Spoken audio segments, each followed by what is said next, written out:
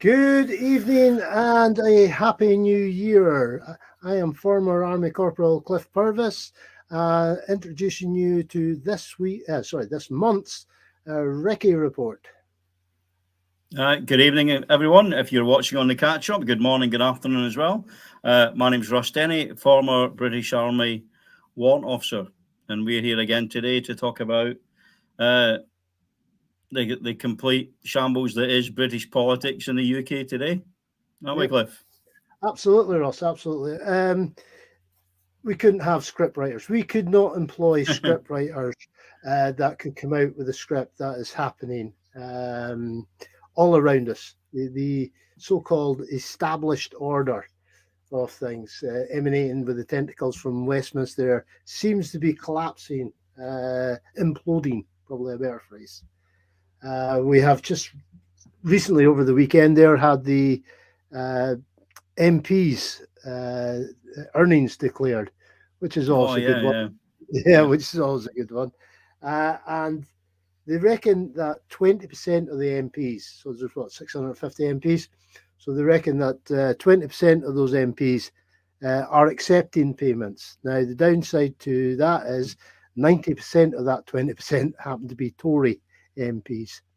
So that's 117 Tory MPs roughly that are accepting those payments. It is, mate. Yeah, we checked the maths before we came on. That is, 117 Tory MPs of. So how many have they got in the House? They've got three. They've got an 80-seat majority, so they've got about 360, 380. So that's it. Third, at least a third of the Tory MPs are taking these enormous sums from often quite less than opaque sources. You're absolutely right. You have to question, that someone that's taken this kind of donations, I think they're termed as. And let's be honest here, they are legal. Yeah. Mm-hmm. Westminster is constructed in such a way that this is not an illegal operation. Most companies, it would be conduct unbecoming. Mm-hmm. Yeah. But not in Westminster. So what was it on the TV today or the news today? They had people chapping doors at these various companies. Yeah. I seen one earlier. I can't remember the name. I wouldn't mention it anyway for fear of being sued. But I think it was an internet provider who donated massive sums to one particular Tory MP. And the Sky News presenter went to knock on the door of the building. It was an empty building. Yeah. Are they all working from home? Yeah. There's no way on this planet or any other planet that these Tory MPs can be reading bills, debating bills, and then voting on bills with clear conscience. Without any sort of bias. They've got to be. Someone wangs in 20 grand to you. Yeah, you're gonna start thinking they're a good people, and we're going to work out things to their benefit. No, you're right. And there was a thing a while back where I think it was Ian Hislop was at a select committee talking about this, and he's saying, these companies, they're not giving MPs money for the goodness of their heart. They want something. They want something for their money, and we should know what it is they want for their money. Well, yeah, that goes then down to the lobbying, doesn't it? And David Cameron is involved heavily with that. That's where he's ended up, since his complete cluster of a Brexit. Dave just called me. Was it Dave Boy? Dave just called me Dave. Since his complete cluster of Brexit, he's now going off to run some sort of or be part of some sort of lobbying campaign. So shocker.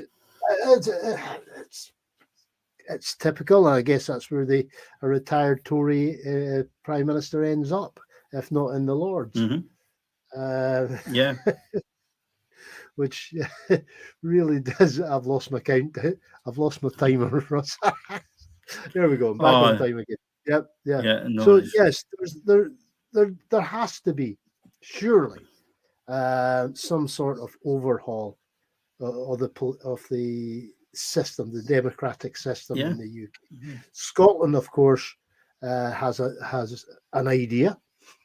Mhm. Yeah, we have a fair few people now in Scotland that are of the same idea that maybe they're a bit tired with the union. Not that the union's tired, but Yeah, we're yeah, tired with the union, and we would just like another vote on whether or not to be yeah. independent or not. Yeah, how Northern Ireland, Wales, and England then deal with themselves, that's entirely up to those fine folk down in those countries. But Scotland, yeah, definitely is now of the opinion that it should be at least given the chance to vote Yeah. for I, independence. I Yeah, I think you're right, mate. I think I didn't think I'd ever see the day where we would come out of the EU. I mean, the EU wasn't perfect. I don't think anyone was saying that, but given what it was set up to do, it worked pretty well. And people talk about the union as if it's this immutable thing. The truth is, the union as it stands today um, is less than, in fact, it's probably just now, about 120 years old. the union as In it is fact, just now is I 100 know it's a years, hundred. If it's 101, 100, if it's 101. 101 years old, isn't it? Yeah, yeah, Because it was the Union of the United Kingdom. In fact, it wasn't the United Kingdom, wasn't it? It was the Union of the Crown, 1603, I think. Then the Treaty of Union, Scotland and England, 1707. yeah, It still wasn't United Kingdom then. It wasn't the United Kingdom until 1801, where it was the yeah, United Kingdom of Great Britain and Ireland, yep, which lasted until 1921, yep, when Ireland went, having none of this, yep. and off they went. So the current union is barely 100 years old. So when they talk about this 300-year-old union, it's not. It just means we've been part of that mishmash for 300 years. But the United Kingdom of Great Britain and Northern Ireland, it's only 100 years old, Exactly. which is And nothing in the grand scheme of political things. yeah, it's if you measure in the political epochs as it Mm. was, yeah, you're absolutely right. It's nothing. And remember about this empire anyway. When people start going on about the empire, yeah, you know, it was never established to benefit the plebs. No, of course it wasn't. It was a money generating Huh. organization. It was. It was the East India Company. Yep.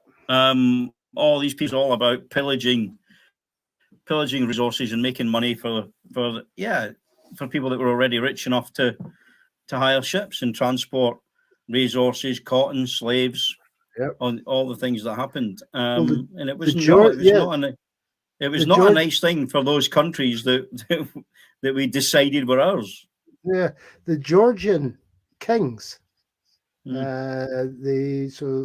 Whatever their first one was, George whatever one or whatever he was called, his son, the Prince of Wales or whatever he was then, he benefited greatly from the slave trade. That old Yeah, triangle of slaves going out, yeah. sugar coming back, and the rum going Hmm. back the other way, and that type of thing. So yeah, the whole monarchy thing is also Yeah, yeah. based. The riches has come from the slave trade, but yeah, this thing about the great, majestic, fantastic, all-powerful Yeah, empires, even nonsense. Any time the it was. empire came up against any opposition that was of equal technical ability, yeah, they Oh, didn't yeah, fare yeah. too well. Yeah, No. obviously they also lost in the in Afghanistan. Long Yeah, before the yeah. current wars. I think it was what twice, Oh, yeah. twice. Um, I- is it no? No, this has been the third Afghan conflict, Yeah, isn't it? it's been the third one. So So during the the imperial first and second times. Afghan War. Yeah, Yeah, I mean, as I said, Kipling so famously said so many years ago. A paraphrase: "Just don't go to Afghanistan. You're going to get your ass kicked." well, it also, yeah, it was, don't volunteer and don't invade Afghanistan. Yeah, Like, yeah. So I mean, they got their collective imperial ass handed to them. I mean, you think about the 13 colonies out in the eastern seaboard of the US. Yeah, okay, they yeah, had yeah, French support, but they won it. The Boers down in yeah, South Africa yeah, yeah. taught them a brand new way to fight a war, and we Hmm. had to resort to scorched earth tactics, including concentration camps to resolve that particular matter. Yeah. So there's never been a great British invention. Yes, there's never been anything glorious about the empire. Yeah, any empire. Yeah, it's not a new thing, mate. The Roman Empire, the Grecian Empire, Alexander's empire, all of these kind of things. They were not about spreading democracy. They were about taking what you wanted. I mean, at least the Vikings didn't pretend. At least the Vikings were like, that's some nice shiny stuff. I think we'll have that. Yeah, and do the slaves as well. Apparently, the Vikings had a rip-roaring slave trade going down the Volga, going into the Black Sea. Yeah, but they didn't pretend. But they didn't pretend to be anything other than marauders and raiders. Yeah, what they were, absolutely. Yeah. Yes. Yeah, so you're absolutely right. This thing we keep coming back to the benefits of the great empire and all that. The benefits of the great empire were to a select few. The propaganda has been the currency of it. Yeah, and acid stripping was the removing of movable assets has been the highest of priorities. Getting back to the Elgin marbles. Yeah, there was and it all ties into the start of the Industrial Revolution there, where manpower became just another asset. Yeah, absolutely. You needed bodies. You needed bodies to in America, you needed bodies to pick the cotton. I said it was a comedian the other day, an Irish guy in America, and he said, I went to America and I didn't realize, that I had privilege. He said, in Ireland we had potatoes and we picked them ourselves. Who would travel across the land and steal people from somewhere else to come and pick your potatoes? Well, that's it. But that's it. Your manpower became a commodity, didn't it? And it was the same. That's why, although we may not have had many slaves in the traditional sense in the UK, we had wage slaves. You had children working in the cotton mills and in the fields and up chimneys and this is in recent history. This only stopped 100 and something years ago. Yeah, and that's where we're heading back to with the Tories' assault on. That's Rees-Mogg, isn't it? Rees-Mogg, the Minister for Victorian Values, isn't he? Yeah, well, Victorian something. I think values, Russ, is inverted commas on that one. Yeah. It's absolutely the whole implosion has been wonderful to see, though, because we've also had it from the royalty. Yeah, the royal family. I'm just absolutely amazed at how quickly the House of Windsor are imploding now that Queen Elizabeth has gone. She really must have been, this super glue for that family. Yeah, because it's all gone horribly, horribly wrong, very, very quickly. Yeah, I mean, you say that. I mean, Andrew's still walking around scot-free, and the things he's alleged to have done would have warranted at least an investigation. One would have thought, but no, we're more focused on, Harry's book because he's the first ex-soldier ever to write a book about his exploits in Afghanistan. Or exploits anywhere on the planet. Well, it was Tim Collins was berating him, and Tim Collins has got a book out. Yep. Talks about his exploits in Iraq and Northern Ireland and all this sort of stuff. And you're like, oh my God, what a travesty! It's the hypocrisy. Yeah, it absolutely is. And weren't the press shouting about what Harry's up to out in the Afghan on his second tour when he was doing the helicopter stuff? No, it was the first time. It was the first time he had to come back early. So the first time they tried to keep it quiet, he was out there doing. He was working as a FAC, wasn't he? The first time. And then the press found out about it. Forward air controller. Yeah, sorry for the TLAs, the 3-letter acronyms. And he had to come back early. But then the second time he was there, when he was doing the Apache stuff, they were all over it. They're bigging up, weren't they? Look at what he's doing. He's a big rough-day, tough-day Apache pilot. Yeah, what did they really think? Well, he was a gunner. He wasn't even the pilot. Yeah. So what did they really think he was doing in that front seat? So it's shouldn't come as any surprise about. Okay, I personally think he's getting some bad advice at the moment. Maybe. But what he's doing is not unusual. Soldiers of rank have, and soldiers without rank have also written their books and memoirs about their experiences. Yeah. But the way the remainder of that family, the House of Windsor, have turned on them and unleashed their hounds in the press, it's I just don't get it. I really don't. And it's that core element. So it's not. I mean, you're not talking about Zara Phillips or people like this. It's it's Charles and it's William, isn't it? Yes. Yeah. It's Charles and William. Let's be honest. You're not hearing much from Edward and Andrew's wisely keeping his head down. Yeah. And it really is. And it's but how dare he not toe the line? How dare he decide he's not going to play that game anymore? Yeah. And how shocked are we that the kid that had to walk behind his mother's coffin and everything that she endured from the British press is suddenly gone, sod it. I don't need this. Well, that's it. And he doesn't. Yeah. He doesn't. It's obviously the press in this country is going to come down on the side of his father and of his older brother. Yeah. But just how out of touch is that father of his? I mean, I always thought that his father was a reformist. Yeah, but then you see the press where once I knew it was a new something. Something that's a couple of million quid. Look, comment there from Hashbury. The BBC royal correspondent has been doing his best to dismiss Harry. Well, yeah, it's the BBC, isn't it? Yes. They can't have them going against the establishment. Yeah. No, they are the propaganda outlet for it. Yeah, I mean, with his father being, I was led to believe, was a reformist, and he certainly made one or two noises along that lines. Yeah, but he still wants this coronation of his to have all the bongs, gongs, and whistles. Yeah. We quite literally have people starving to death because that's what food poverty is. Yeah.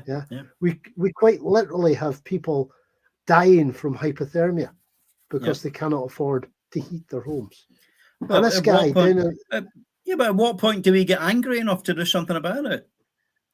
We're all still quintessentially British in that respect. Is that we just doff the cap, bow the head, bend the knee. At least the French had the decency to have a revolution when the nobles got a bit too uppity.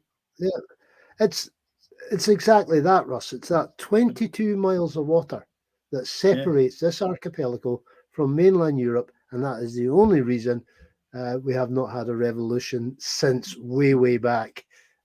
Cromwell. Cromwell on their own heads, and and that, and think of all the. I almost swore there. Think of all the rubbish that's been going on since 16, whatever that was. So and that was before the Treaty of Union. Yes, we just had the Union of Crowns at the time, not the Union of Parliaments.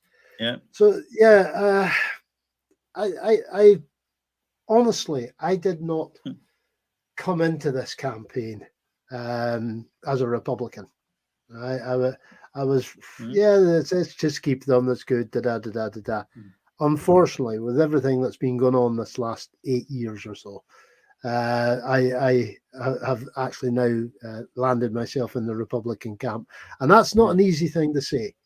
Right. and it's not a flippant thing to say either. No. But that's where I am at this moment. Yeah, because, and as you know, mate, we've had this conversation. I'm very kind of apathetic about the Royals. I'd much rather we had a bicycling monarchy like they do in Norway, which means you have the monarch, then everyone else goes out and gets a bloody job. Even the monarch. I think we really need to scale down the state of the monarchy. My big thing, for what it's worth, is that And I quite like the fact that as members of the armed forces, we don't swear allegiance to a politician. Yeah, I think I'd something would feel really off to me about swearing allegiance to a commander in chief that was elected. Because then you get idiots like America, idiots like Trump who are parading around and saluting Marines. You're like, oh, mate, no. Balanced opinion as always there, Russ. Yeah, I know. But yeah, with regards to the monarchy, yeah, I think it's an anachronism, isn't it? Yeah. In what's supposed to be an enlightened 21st century democracy, we have inherited privilege. Yes. Well, not inherited wealth. No, that's fine. That's another thing we can maybe talk about. But inherited privilege, the fact that simply by the virtue of your birth, you are going to be the king or queen of a country. That just seems, yeah, so 15th century. Never mind 21st. Yeah, which is as I say, I'm apathetic. If we had a vote to get rid of the monarchy, I'd probably vote to abolish them. Because that leads nicely then into what the Lords are about. That second largest unelected legislative body in the world. It's only beaten by the People's Republic of China. Chinese. Yeah. And just for Christmas there, they had one of their own. The Viscount Younger of Recce was given the job as parliamentary Undersecretary for the Department of Work and Pensions, because he's going to be able to relate. People going to get a job. He's a man with his finger on the pulse, isn't he? He's there. Yeah. I mean, this is a guy that inherited the wealth, the title. It's the Youngers Brewing conglomerate. Oh, that's where he's from. Do they still make that? Is that still on the shelves? Do you still get that Youngers? Tart nail, wasn't it? Absolutely. Is it still there? No idea. I buy all that German stuff now. If anyone's watching and knows if you can still get tart nail, then just leave us a comment. Yeah, with players on tip cigarettes. Yes. So, how did we survive our childhood? I'm not sure we did, to be honest. Okay then. Yeah. So this guy, Viscount Younger. Viscount. Yeah, Viscount is. He was apparently elected to the job. And when I read that, when I read that, I thought, hang on, I've missed a trick here. We've actually got lords that get elected. So I did a little bit of research, and it wasn't an election as we would understand it. This was an election held in the House of Lords. So it was the Lords. So it was a selection rather than an election. Yes, but he was elected. It was a by-election. Someone stood down, and he caused the by-election, and he was promoted into the role. So it's like a self-fulfilling prophecy, that place, isn't it? A huge money pit. They're all money vampires down there, I'm telling you. Hosing up our hard-earned cash, Russ.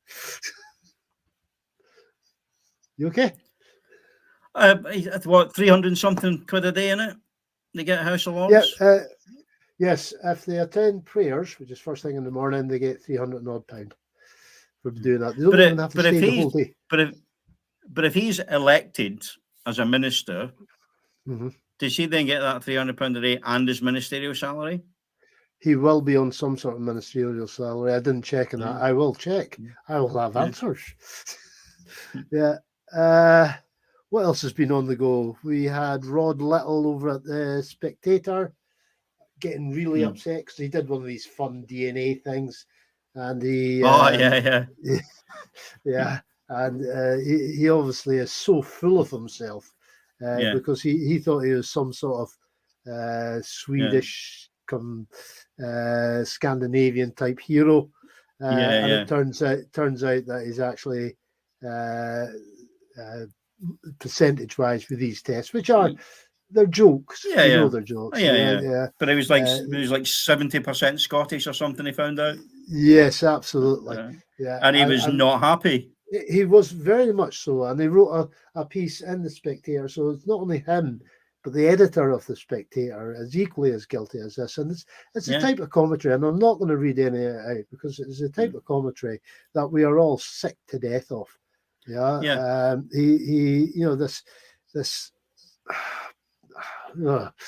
colonial attitude to anybody out with the London bubble, basically. But it's also that feeling of, it's almost not quite, but it's almost that kind of ethnic nationalism, isn't it? Is that is that, I'm not, I thought I was a pure blood Englishman, and I'm not.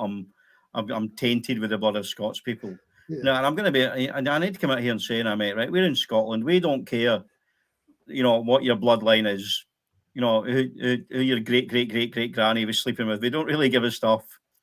You want to come in Scotland. You want to come to Scotland, live in Scotland, work in Scotland, and make a contribution to Scotland. As far as we're concerned, you're Scottish, mate. Yeah, absolutely, right? Absolutely. I don't care what the color of your skin is. Everybody looks good in a kilt. Yes. There's no such thing as a scruffy kilt. Exactly. Yeah. But this guy, he also believed that he was related to the Viking heroes, like Ragnar and stuff like this. I've just seen a photograph of the guy. The guy's more closely related to Viking stationery. Really? Oh, he looks as though he's copying himself or styling himself. Has he got no chin, mate? You got no chin, mate. Is there evidence of some inbreeding going on? Well, yeah. What was it they say about the English? They breed. What was it the Duchess of Kent said? They breed their horses and dogs better than their children. That's your ethnic style of those type of people. But yet they're supposedly. We're supposed to, as you quite rightly said, these are the type of people we're supposed to doff our caps to and stuff like this. People ask me why I want independence for my country. Have they not listened to one of these things? Yeah, I know, mate. Nice wee comment there from Evelyn. That's where we say we're all Jock Tamson's bairns. You're absolutely right. Yeah. Absolutely. And I'm sure, I go back in my old kind of ancestry, and I think I get back to about 1700 or something in Scotland, and then it disappears into England and Ireland respectively. So we're all, none of us are from here, mate. You know what I mean? You go back far enough, we're all going to be in Africa. Go back far enough, we're all immigrants. Yeah, we did. Humanity started there. Well, on my father's side, my grandfather was from Tyneside. Right. My father was born in England to an English family. They moved up to Rosyth. My mother's side is all from Caithness. So, I am 50% English. Half my family are English. Half my friends are English. I have no problems with anybody from whatever country. I have problems with people who have attitude. Yeah, and it's a weird thing to be proud of, isn't it? That your ancestors, that your ancestors were so insular, that they only mixed with people who were exactly like them. So I'm glad he's got Scottish blood. I think he had some Irish in there as well. So good. I'm glad, mate. I'm glad that you're in the same melting pot as the rest of us. Yeah, because that's how it should be. Look what happened to the ancient Egyptians, when they did all that insular inbreeding. Well, going back to what you said earlier, mate, look at the royal family. The royal family had a history of what's it called? That blood hemophilia. Thing. Hemophilia. Yeah, that was rampant in the royal family. Yep. For centuries. Whether they've still got it or not, I don't know. But yeah, that's a genetic thing. It's a recessive gene, so it only comes from people that are closely related passing it on. Yep. Russ, we are at 10 seconds to go, buddy. We are, mate. It's I can't believe how quickly that's gone.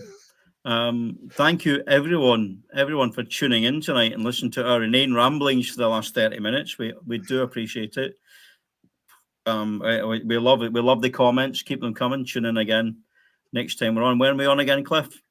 It will be the second Monday, in February. Second Monday in February, where we'll be on our 10th edition next time. So yeah, I can't believe they let us keep doing this. It's good fun. And folks, thanks very much for tuning in. It's always a privilege to get this little bit of time to get our comments over, to get our opinions over, I should say. And please keep the comments coming in, keep the suggestions coming in. We'll expand things and as this year rockets in. So until Brilliant. next month, folks, this is Cliff Purvis signing off from the Recce Report. Excellent. I'm Russ Denny, and I'll see you all next month. Take care.